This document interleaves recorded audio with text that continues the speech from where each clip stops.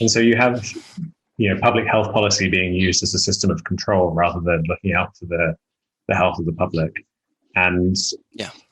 these substances are placed in Schedule 1, which is the kind of highest, it's this status where there are certain, criteria you need, like it needs to be kind of high potential for abuse and no recognized medical use. And psychedelics fit none of these things. And at the time, was there kind of pushback from the medical and scientific community on this kind of prohibition? Yeah, plenty. The congressional record is just littered with it. One of the best examples I found was Dr. Leo Hollister. He had openly refuted the scheduling system imposed by the Controlled Substances Act in his July 1970 testimony. The VA expert on psychoactive drugs had made it clear that he was, quote, unable to find any scientific colleague who agrees with the scheduling of drugs in the proposed legislation, nor have I been able to find anyone who was consulted about the proposed schedules.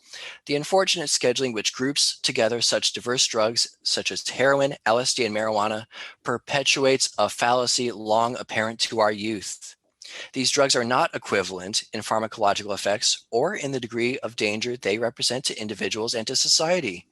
If scheduling of drugs is retained in the legislation which is ultimately passed, the law will become a laughingstock. He had made it clear that the medical community was expressing concern over the increasingly harsh criminal sanctions for those who, quote, merely used drugs, end quote. He had reminded our nation that turning drug abusers into a class of criminals was a decision that, quote, only few reasonable people believe is sound. An opinion which was rooted in the fact that courthouses had become inundated with drug offenders who simply required medical attention and psychotherapy.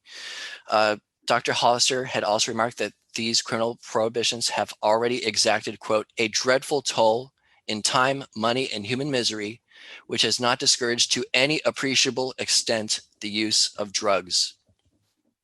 The director of the NIMH, Dr. Stanley Yolis, also shared this sentiment when he provided testimony to Congress in September of '69. He noted that in his professional experience, he was aware that the various harms of incarcerating drug offenders, quote, defeats the whole purpose, end quote, of rehabilitating drug offenders. Dr. Sidney Cohen, the doctor of the Division of Narcotic Division and Drug Abuse at the NIMH, also concurred with this position. In March of 1970, Dr. Louis Julian West of the American Psychiatric Association made it clear that the whole classification system imposed by the Controlled Substances Act, quote, confused, end quote, the medical utility of these substances, quote, with their actual potential for social abuse, end quote, a mistake which he had described as being a deficiency of, quote, sufficient medical and psychopharmacological expertise. He had noted that it was quite strange that there are plenty of amphetamine analogs placed in Schedule 3, despite the fact that they were among the most dangerous of all drugs in the black market and available and in the pharmaceutical industry.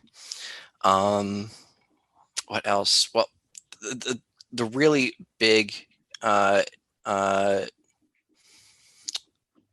the one congressperson who had really stood in defense of these medicines was Senator Robert Kennedy. I really got to applaud him. He did everything he could to make sure Congress knew what they were doing when they were trying to prohibit these substances and their research. Although it may come as a surprise to a lot of people, he openly advocated for psychedelic-assisted psychotherapy because he understood the potential that it could have for people. His wife had personally undergone LSD therapy for her alcoholism, and she was actually able to maintain sobriety until Bobby was assassinated later in June of 1968, which is really unfortunate. But back in '66, when Kennedy was holding his hearings, once LSD had become illegal, dozens of high-profile government experts had surprisingly praised the value of LSD in their testimony. Notably, Dr. Martin H. Engel, former chief medical director of the VA, had testified that after treating over 1,000 patients, quote, no reports of serious complications, end quote, had arisen. And that quote, or yeah, and that the studies were, quote, so promising, end quote, that the VA had already began to prepare to expand its work. If only that was still going on. Several different experts had opposed the criminalization of the possession of LSD. This included James Goddard, the former commissioner of the FDA, Dr. Richard Bloom, a psychopharmacologist at Stanford, Dr. Charles Dahlberg, a research psychiatrist at William Allenson White Institute, and also Dr. Sidney Cohen. And get this, even the President's Commission on Law Enforcement and the Task Force on Narcotics and Drug Abuse, known for their tough on-crime reputations, also opposed laws which criminalize the personal use of LSD. It was strange to read that.